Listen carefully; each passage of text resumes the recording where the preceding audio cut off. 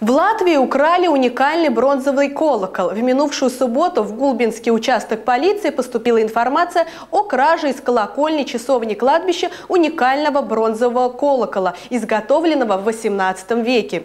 Пропажу обнаружили во время погребальной церемонии. Колокол – собственность Вселенской евангелической лютеранской общины. Изготовлен примерно в 1750 году. Он вылит из бронзы, вес колокола 90 килограмм.